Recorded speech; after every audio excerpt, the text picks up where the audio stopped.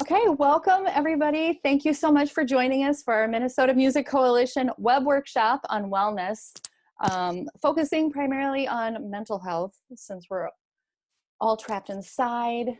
A lot of people have lost their paying gigs and their side gigs. So there's a lot of stress in the music world right now.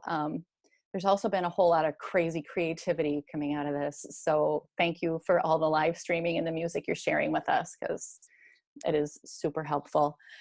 Today we have three awesome panelists. Our first one I'll introduce is Katie Vernon. Everybody, hi Katie. Katie is a member. She is fantastic. She did her thing for us down in the Mankato during Caravan du Nord as well, which was spectacular. But Katie is a British-born singer-songwriter. Her work has always explored issues such as grief and resilience. Her most recent record, Suit of Hearts, was inspired by her own journey with sobriety and her work as a board member of Dissonance, a local mental health resource for artists, and she will talk a lot about that. She's going to talk about live streaming as a revenue source, but also as a way to connect with each other, and about joining an online community to work in the artist's way, and the online Dissonance events and community. So that will be awesome. I've heard that AA is also having record attendance with their online meetings as well, because you got no excuses. Yeah, well, and it's just such an important time. It can really throw people's sobriety, obviously, a time like this. And some people kind of joke about this being the apocalypse and this being the end of the world, and that's very dangerous type of language for people that are on a delicate mental health or sobriety place in their minds. So yeah, it's been a really good time, and I'll mention it again, but I want to just mention right at the top of the event that the Dissonance website, which is dissonance.website, it's a weird URL, but that's the real one. We have just updated our online resources. So there's a tab that says resources, and we have links to online AA groups, as well as a lot of other online ways for people to connect for mental health help. Fantastic, thank you. David, will you type that into the chat? The Dissonance website? Thank you. Our next panelist is Samantha Hedden, and Samantha was also one of the presenters at our Caravan du Nord down in Mankato with Katie. She's spectacular. Thank you, Samantha. Samantha is the outreach coordinator for Mental Health Minnesota, and she does public speaking, advocacy work, and has a background working in the educational field. And she's going to focus on mental health resources that are available virtually, telemedicine, which is interesting. My mom's doctor called her to check on her, so that is a thing that's happening, and it's awesome. Basic things that can be done to maintain good mental health. And our third panelist is Carla Berkeley, my friend. Hello, Carla. Dr. Carla Berkeley is a child psychologist at Blossom Whole Family Therapy Child Psychology, and she specializes in working with young children and their families.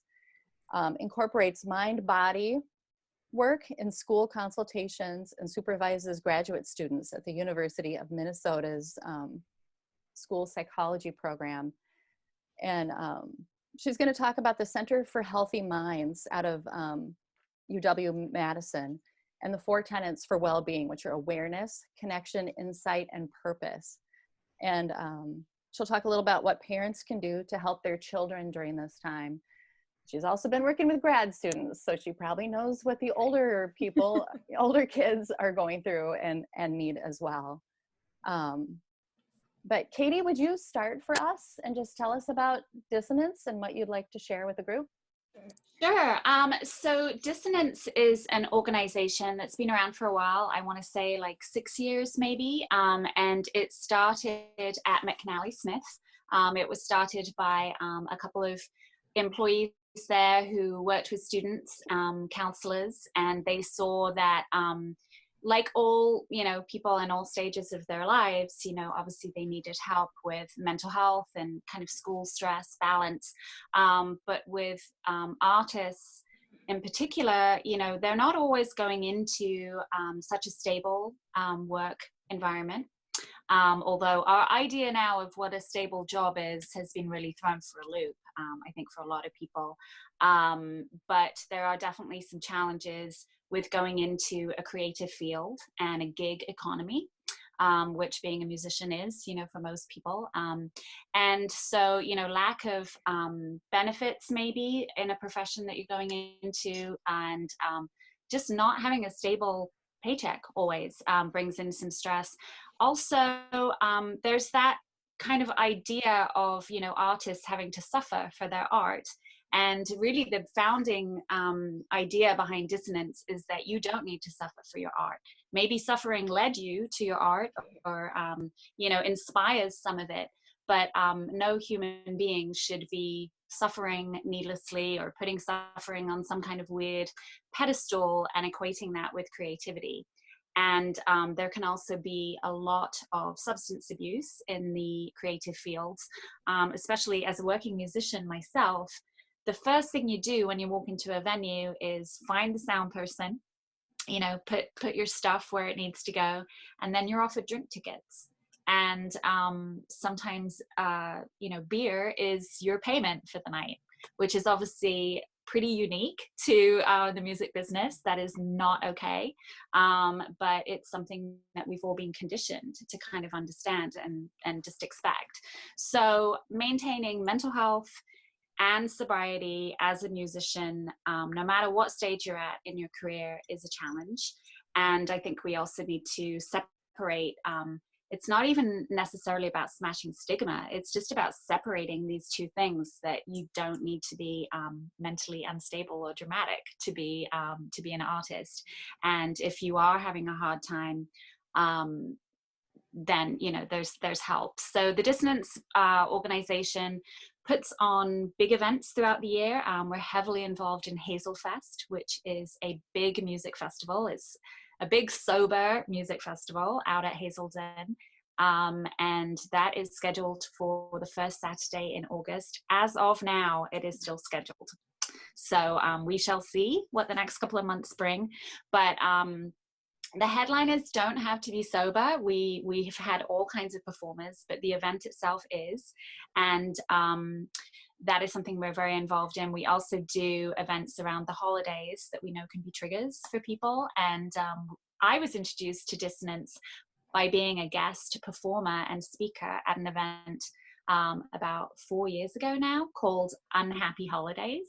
And that was a holiday kind of, you know, Christmas, New Year's type gathering that really it was, you know, a fun chance to mingle and meet people, but also acknowledge that holidays can be hard for people, you know, if they're lonely, if they're grieving.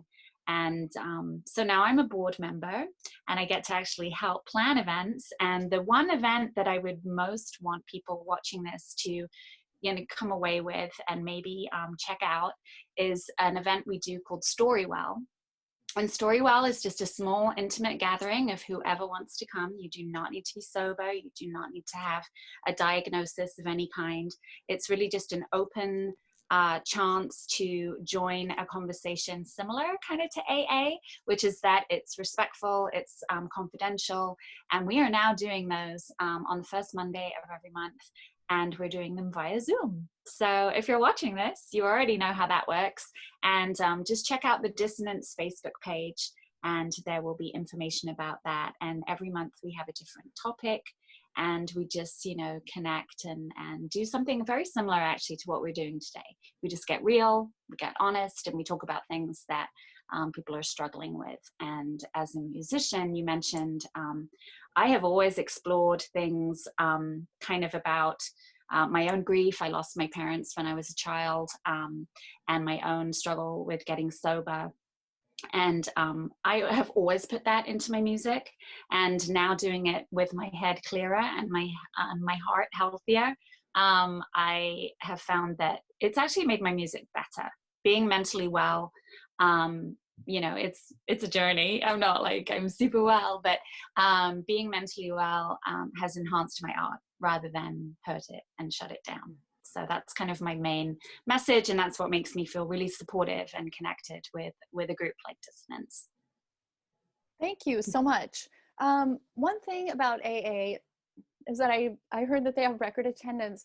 Do you know if that is like current members that just don't have excuses and they're showing up, or is it new people joining?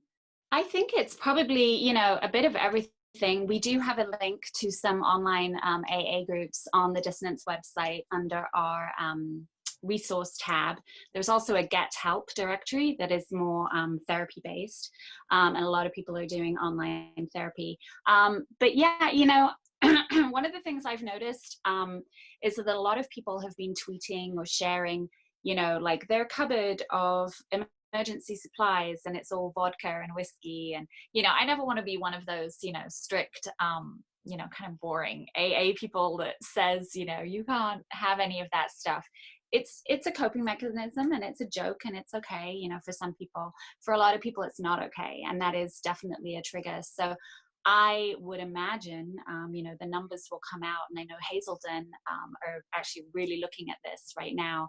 I think there's a lot of new people joining because you can only drink your kind of pain away a certain amount. And, you know, I always play the tape through in my head. You know, a couple of weeks ago, it definitely was a trigger for me. And I thought, oh, I just want to shut everything off for a while. And I almost stopped, you know, at the liquor store, and threw 4 years of sobriety out the window. But I played the tape through, and I realized, you know, tomorrow I'll have a headache. You know, I'll probably throw up in front of my kids. You know, I mean, we're all in this together, and we need to keep as strong as we can. And drinking, for me and for many people like me, doesn't help any of it. It's a depressant. Yeah. So, you know, there's a fine line, and I keep my sobriety thoughts to myself because I don't want to judge anyone who's knocking back a tequila, you know, or a margarita, you know, at noon. Do whatever you need to do. But yeah, I would imagine there's a lot of new attendees. I think that's wonderful that there's new attendees. I do. I wonder if maybe Zoom or, you know, the online meetings make it less intimidating to check out Yeah. a meeting, maybe. Yeah, you know, I know that the hardest part for me was walking into that room. And a lot of people walk into the rooms and join AA because they're court ordered to, or they are checked in to rehab by loved ones that are worried about them. It's not always your choice. Yeah. And there's a lot of reasons why people don't walk into those rooms or don't make that choice. And, you know, I was in a privileged position that, you know, I chose to walk into a room, and you know, without putting too kind of heavy a point on it, I chose to save my own life by taking that step. But it was hard, and it was intimidating, and I think it's wonderful if people can just click a button and connect. And, you know, the nice thing about online groups is you don't have to share, you don't even have to turn your camera on. You know, you can just attend and listen. And getting sober is really about learning to get out of your own way and listen to people that have done it. And I think that applies to anything in life. You know, you've probably already spent a lot of time making your own excuses. And if you just sit back and listen to people that are at the healthy point in their journey that you want to be at, then just listen to them. And that is more accessible than ever, which I think is really wonderful. And Hazelden have been actually exploring the online platform for quite a while. And that, weirdly enough, they were rolling it out this May. And they just sped it up. And one of our board members, Jeremiah Gardner, is an employee there. And they just put, you know, nose to the grindstone, and they rolled out their online platforms sooner. But they had all of this in place, ready to go, because they knew that, you know, this is an important tool for people. So it's amazing timing in that way that they were ready for that. That's awesome. Minnesota is a great place to be for this sort of thing. We're very really lucky is. in this state. Yeah. So Samantha, are you still there? I can't Hi. see her picture. Oh, there she is. Hi. um, can you talk to us about Mental Health Minnesota and what you guys are seeing right now and what you can share with musicians? So Mental Health Minnesota, we know that the anxiety screenings that we've been getting have gone up by 20% or more in the last 2 weeks. We offer those free screenings, and the depression screening, anxiety screening, we've seen a huge increase in people who are taking them. And I think that's great that people are willing to take the time to actually go, hey, maybe there's something wrong. I don't feel right. What do I do now? And coming from us, the nice thing is that that gets you in touch with Mental Health America, our affiliate, and that gives you resources and some ideas on what to do next, where to go, what to do, especially right now during, obviously, what I call quarantine time. But I mean, so far we've been seeing that it's really having quite the effect on people. Some people are not meant to be in isolation and they're kind of being forced into doing that. Some people are alone. And so we're trying to find ways that we can kind of adjust that so people aren't as alone and we can get to those people and make sure they have a way to get that help. So what are you guys doing as far as virtual programming? Or are you referring people to other virtual programs? So right now we actually kept our warm line. We actually had been, when this all started, we took all of the employees on the warm line and we made it so they could work from home. So we're still operating our warm line. What is the warm line? Our warm line is peer certified specialists who have gone through some type of recovery and they've gone through training through the state. And so they've been kind of trained on how to deal with the crisis, how to talk to people, how to listen to them. And a lot of times before this started, they would get a lot of phone calls from people who were just lonely in general. And they're there 5 p.m. to 10 p.m. Monday through Saturday, so after business hours. And so we still have that operating right now. Awesome.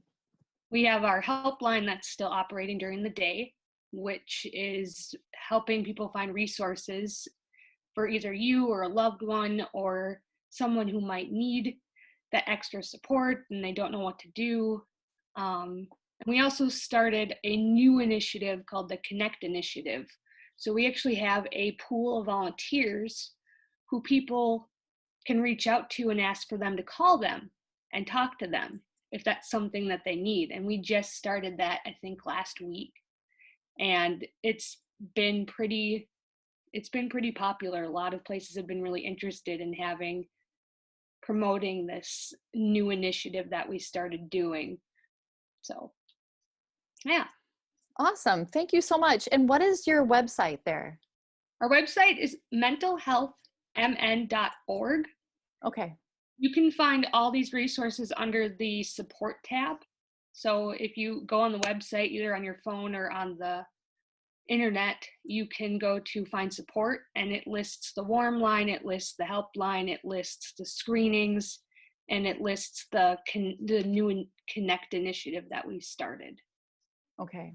Awesome. I know our staff at MMC has been updating our resources page just about every day with new resources. So we will make sure those are on there. They may already be on there. Dave and Stephanie will find out and make sure they are for sure. But I know the AA ones, and I think Dissonance already was too. So we can link to you guys, and then you guys have a whole different set of resources. So that's awesome. Thank you so much. Carla, can you tell us a little bit about, a lot of people are home with their kids right now. What are kids going through? What are you seeing? And what can you share with us? Yeah, I'm glad to be here. Thanks for having me. Thank you. So there's a lot of you have already mentioned some of the things that are kind of the big ways to think about being home and being like out of the norm of our daily lives, right? And we certainly are seeing kids reflect this. They remind us they're great at living in the moment. So they're reminding us that things are not at all normal. So what do you do with that? Mary was mentioning that, you know, there's kids of all ages. I think that's a good thing to remember. And so we all have connections in different ways with different age kids. And I think we are seeing a lot of different things happening. Those little ones, concrete minds. So in their minds, they're like, okay, this is different. We're all home every day. What's going on? Let's play, right? This is the thing that we're supposed to be doing when we're at home together. And I think, you know, that's a reminder that, I mean, first of all, that's a great reminder just to be in the moment and be able to find some time to play. But I think that it also, as adults, it's a good thing for us to remember that they are not thinking of this in the same way as we are. So it's just always know that that's something to be aware of, that they are thinking of this in a very different way. Our brains are wired differently at that age. And so it's really good to remember that. I wanted to talk a little generally about what to do with kids, and maybe then we can get to some of the differences among the ages. I also thought it'd be great, and as you were talking, both Katie and Samantha with great points, and Mary, you know, how we can put those things together to really think about getting our own mental health to a point each day where we're able to cope in a way that feels right for us. Okay, so in general for kids, what parents can do for kids in this uncertain time, I think there's really 3 tenets. One is to be present. So we are all present physically, aren't we? That does not necessarily mean we're all present emotionally for each other or our kids, because we're taking care of what we need to do to be in that place. So when we think about being with kids, being present means to see them, to be with them. That presence is actually enough. So if you can be with them in a way that feels genuine to both you and them. Easier said than done. When you're worried about things, gigs, when you're worried about what you need to do next, when you're worried about what is happening with this world today, that's harder to then be present genuinely. But that's really what is going to be best for the kids that we're responsible for, or the kids in our lives that we're able to be with right now. So just being present. Listening. Okay, so listening seems really obvious. We all are listening in some ways right now, but are we all listening, right? Listening sometimes is just listening, no talking. Has anyone ever tried that? It's really hard. Maybe you're trying it right now because you're on mute, right? But other than that, really hard not to jump into the conversation. You know, something someone says reminds you of something that happened for yourself, and you want to offer it. And that's important, and that's great, often for a peer-to-peer conversation, so an adult-to-adult conversation, or maybe even someone you know well. But for someone that's younger, that sees you in a different role, you're not a peer with them, listening is listening in its pure form is a wonderful gift. Just pausing, just being there, just listening, no talking. So that's the first tenet of thinking about listening. Second one, be aware of what behavior is communicating. And that really goes across all ages of kids. Perhaps it also goes into us, right? Our adult behavior. What is behavior communicating? If they are bouncing off the walls, maybe that behavior is communicating, hey, it's time to get out and do something physical, right? It doesn't help to say, stop bouncing off the walls, because that behavior, remember, kids of all ages, and including us, we're really good. Our bodies tell us what we need. So there's kind of that simple, concrete way of thinking about behavior, as well as what does behavior tell us if we're seeing lots of angsty behavior, talking back, meltdowns, feeling not good about yourself. That's like real stuff that's happening right then in the moment. So really understanding and being open to listening what that behavior tells you or is telling you can really help you decide what to do next. And we'll get to that when we talk about the 4 things that are really great to do for your own mental health. It also might be a sign for you to seek help from outside sources, okay? And that might be connecting kids with their friends. It might be seeking help from a professional. Pretty much all of us now do telehealth, so people are available. The 3rd tenet under listening is to actually engage and communicate in conversation. So that's a great one, right? That hits that social button for all of us. Engaging in conversation can happen with kids of all ages, as well as with us as peers. And engaging in conversation really speaks to that back and forth, reciprocal.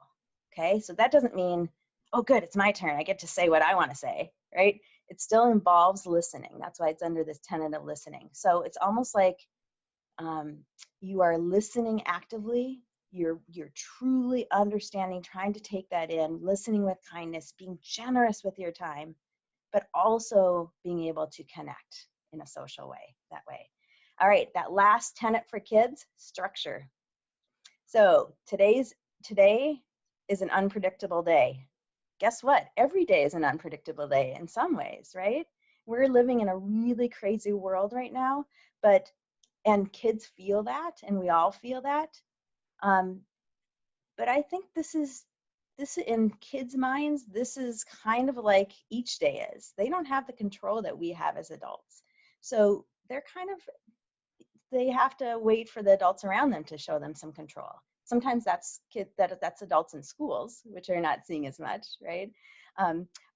Or in care situations. But I really think that kids often look to adults to provide structure. So structure is a really important one. In today's unpredictable world, be the predictability. Okay? Now, predictability can be, hey, I'm up. It doesn't have to change your whole approach to life, right? Your temperament or personality. It might be that when you're present with the kids or adults of all ages, you are you. So if you're truly present at that time, then that predictability is, this is our social time to connect, right? Sometimes it's that there are things to accomplish. Maybe there's lessons online to offer. Maybe there's lessons for kids to take part in from their school to offer. So set parameters around those responsibilities, and then also schedule in things like lunch together or family fun that allows for some other control. So when you have that time kind of scheduled loosely, this is what we're going to do right after everyone gets done with their responsibilities, then you can really get back and forth and listening and being supportive with each other with some of that control. So that's a thing for the kids. I'm wondering, Mary, if you want me to jump right into 4 things to do for mental health. They kind of go together, or if you want me to pause for a bit to see. No, jump in, because I want to know what our 4 things are for mental health. Yeah. Okay.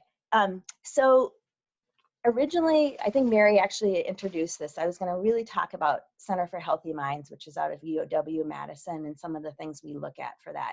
I decided that was a little too teachy for today. So what I decided to do instead is to introduce you to one of my favorite resources, which is the Greater Good Science Center out of UC Berkeley. Greater Good Science Center. I can send you some of those links to place in the chat or on your website. Okay. They have really wonderful resources in many different areas. So let's just say it like that. I chose one that I thought was especially helpful for today's time. 4 things to do every day for your mental health. Now, this could be, offered anytime, right? But particularly now where we're kind of constrained to being, shelter and home. That says it all. That's all I need to say. So the 4 things, what we're looking at, I'm going to just say them first, and then we're going to talk about each just briefly.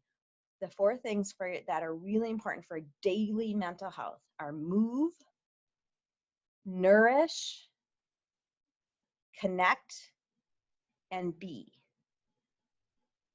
Right. Seems like, hey, you could probably come up with those, right? So what's so great about this? Why is it so important or to really think about these things and to make them your own personally? Move. Our bodies need to move. So I already referenced the kid who's bouncing off the walls. I think sometimes as adults, we are still bouncing off the walls. We're just doing it in our heads. Okay. So your bodies, mind and body are connected. Mind, body, spirit, I would even offer. And I think that, and heart, those things are connected in ways that if you're not paying attention enough to one area, the other areas tell you about it. Okay. So let's talk about move. Our bodies are just made to move. Now, that does not mean this is your time to get in shape. That's just more pressure for you, right? But what it means is that our bodies want to move, to stay healthy, to do what we ask them to do. They ask us to move. So moving, what can that be? Stretching, twisting, reaching, bending, stepping, sweating. There's things you can do in your living room. There's things you can do outside as the days get warmer, or even if there's just sun and it's not warm yet, wrap up. Our bodies and minds and hearts love nature. There's now evidence-based studies that nature provides some great chemicals just to get us in the place to feel more calm and more able to make some plans for what we should do during this time. So moving 20 minutes a day. That's a good reminder. Or a good guideline. There's actually, if you're stuck inside or if you're stuck with little kids and it's not so easy to go out, there's family-friendly workouts, 3 to 5 minutes, YouTube. Just Google it on YouTube, right? So there's things you can do together that could be part of the being together, the presence together, or it could just be go outside and you're each doing your own thing out there, right? So whatever you can do to move 20 minutes a day, activity. Nourish. Okay, so this is mainly about food. I love nourish as part of our spirit and soul as well. But if you think about foods, what are some foods just off the top of your own head that make you feel good? Okay, we all have these foods that are just like, they make us feel really lively. They help our focus. They make us have like resources to do the things we need to do to be creative. They make us feel good. So those kinds of foods can help start your structure for a daily prescription of what nourishes you, okay? That can include chocolate. That can include, something that's like just good for you. Just be smart about it. So if we think daily, we think, where am I going to fit these things in that make me feel good? Now, there always is the good in the moment versus the good later, right? So you want to think about that, what makes you feel good, both short term, inside and out, and into long term, inside and out. So make those foods be a part of what you want to do. If you've always wanted to eat more healthy, hey, this is a great time. We're all stuck at home, right? You can order groceries in, whatever it is. Maybe structure in 20 to 30 minute sessions twice a day to learn something new to cook or to make. When my kids were really little, I am not a cook. That is not something that I enjoy, but we would make funny plates of food. I would get some leftover pasta for hair. We would slice up those carrots, right, for different things. You can make your food and your eating together be part of your mental health and your enjoyment. So nourish, connect, really important one, connect. We've all spoken to this, right? And this is something that we are needing to be creative about, but guess what? It's there. It's there. So the important thing about connect is being seen, being heard, and being understood. Being seen, being heard, and being understood. It's important to get some humans in your life that is the case for. Animals are also a pretty great way to be seen and heard and even understood, right? So connect. That's a really important one. During this time where we don't just run into people, gigs, outside, our daily lives, you need to schedule it and make it happen. Make sure that you are asking for what you need. Sometimes it takes some vulnerability. Both Katie and Samantha talked about vulnerability during this time, and that's a hard one to offer. But if you have a way of structure of being able to do that, that's really going to, it's not only going to benefit yourself, but it's going to benefit others, both for modeling and connecting. And then the last category, be.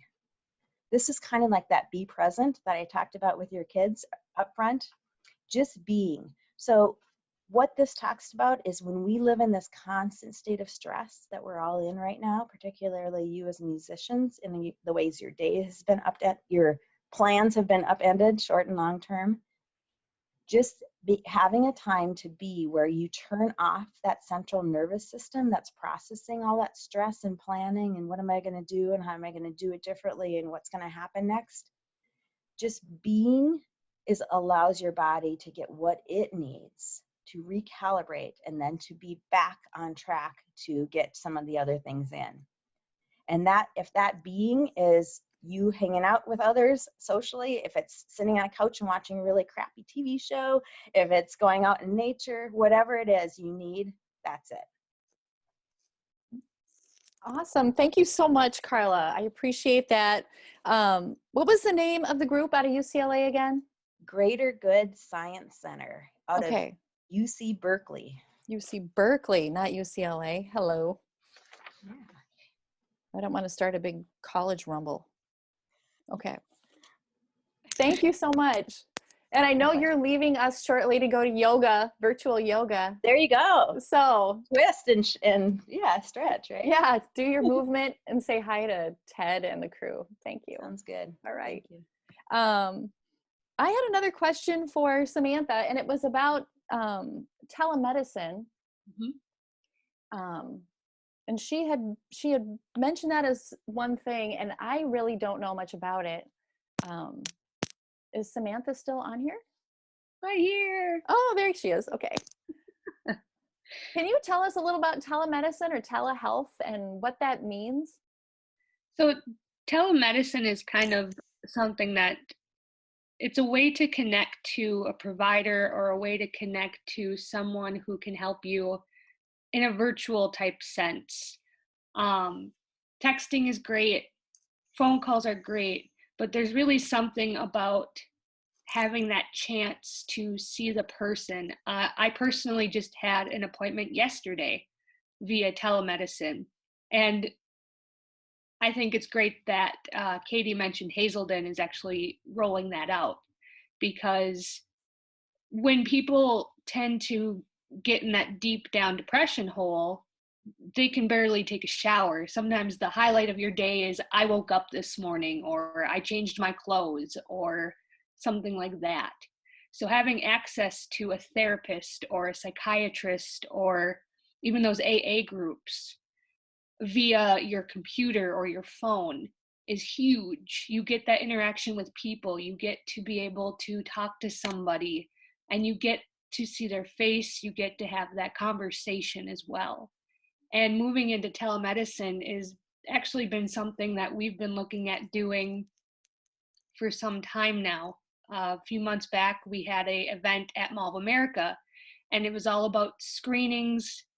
My boss at Mental Health Minnesota talks a lot about moving to telemedicine because there's rural parts of Minnesota that do not have access to somebody within a drivable distance. They don't have access to somebody within like an hour and a half drive. Well, what do? You have to come up with a way that they can also get help. I think telemedicine is great because as long as you don't have internet from like the 1990s and you know that amazing dial-up noise that you hear all the time, it's quick, it's easy. There's still some glitches and they have to get worked out a little bit via the companies, but I think that telemedicine is kind of a really good transition to helping people who just can't make it to a meeting either because their mental health is too bad, or maybe they have small kids, or maybe they have some kind of physical disability where they're not able to get there or do that. So offering telemedicine or telehealth is kind of the next step in being able to offer mental health services to everybody. So I think that it's great. I had a hour-long appointment yesterday, and the camera was a little glitchy, but beyond that, it worked really well. And it actually seemed a lot easier than having to get to a building, fill out forms, sit in the lounge where my anxiety would ramp up anyways. It was just us, and it was just a quiet space, and it was actually kind of nice. So, yeah. It'll be interesting to see what the future holds for telemedicine and all the online like AA meetings. Because I wonder just how many meetings will stay online, or Well, Katie had mentioned that Hazelden already had that plan. yeah, We were going to roll it out in May anyways, because I live with a mental health condition, which is fine. But there are days where if I get a shower, that's a good day.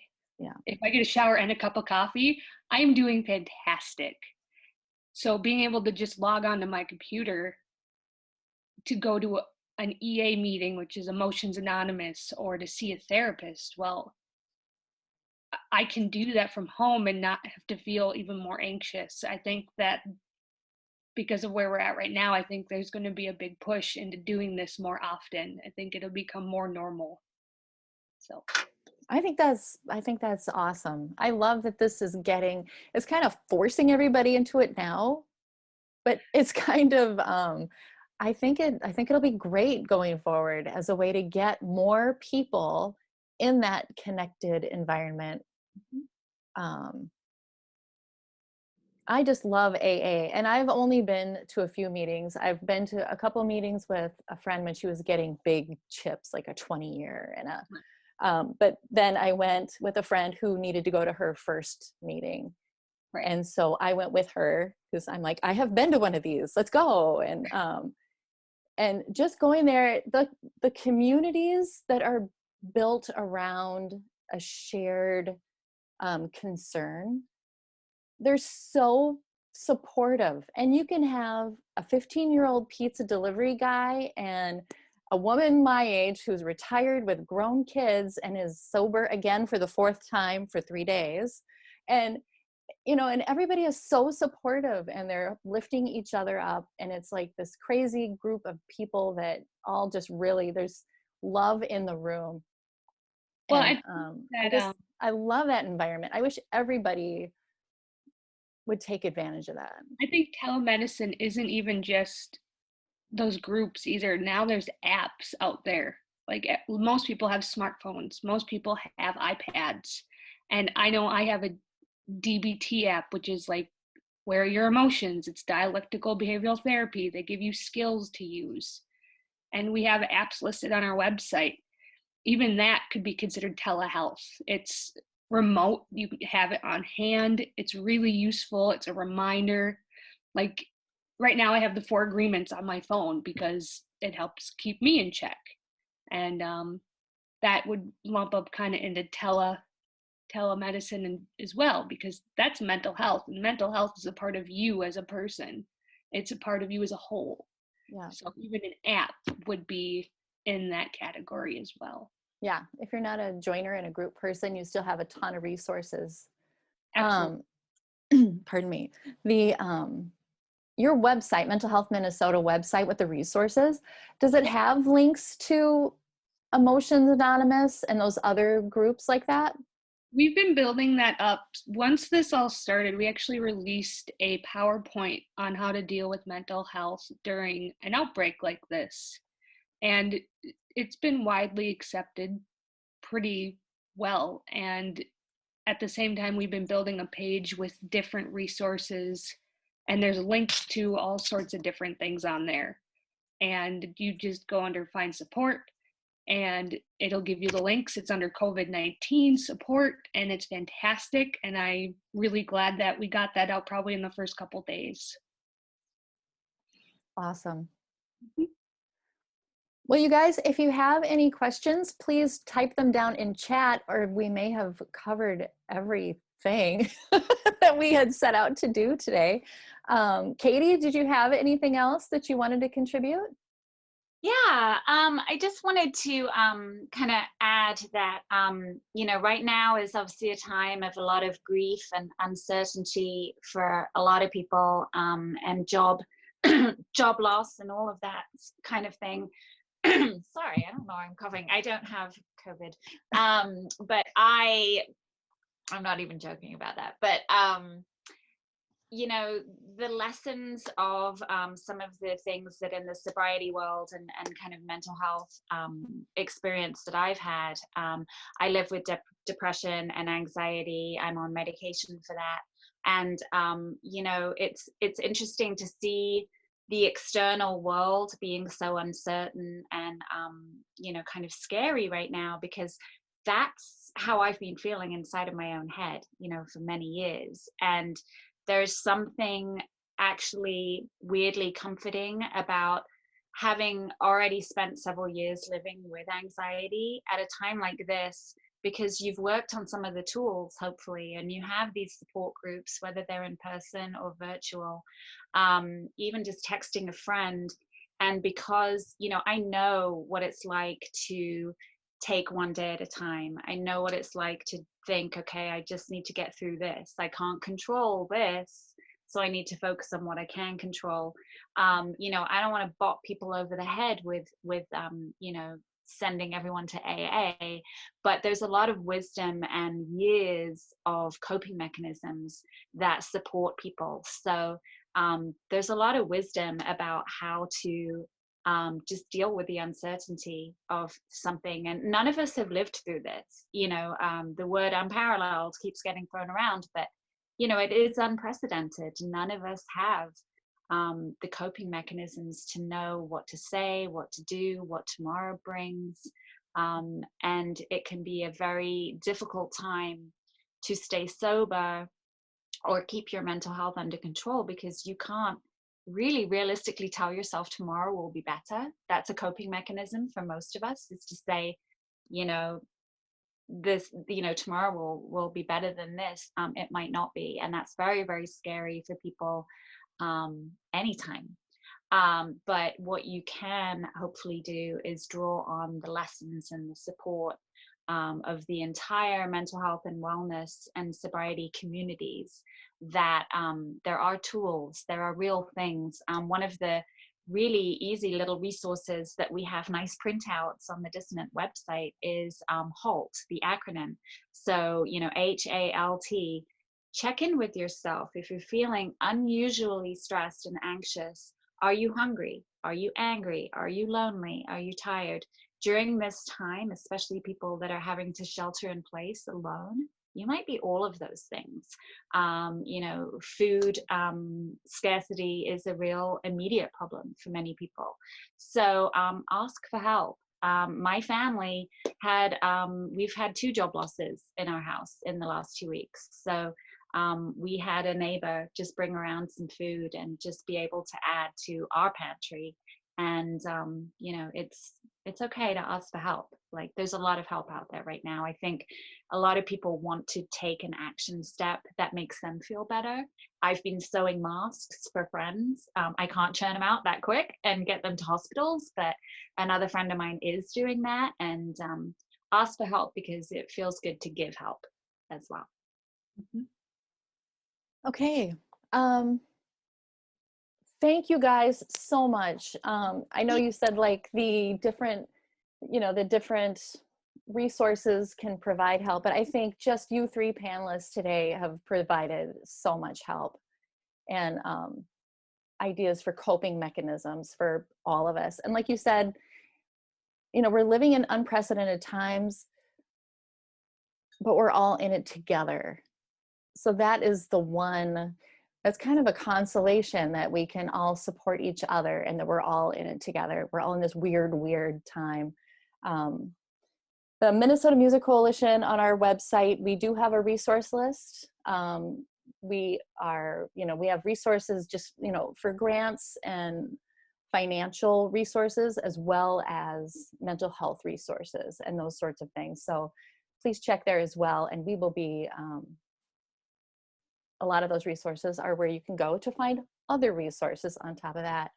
But just from today from you guys sharing your knowledge and your help with us today. I appreciate it so much. We will be putting this up on YouTube for everybody to access and see. So thank you for joining us. Thank you for asking us. And hi, Sam. Always good to see you. Nice to see you again too, Sam. And yeah, go out there and be kind to yourselves and each other, and be healthy as you can. And we'll see you next time.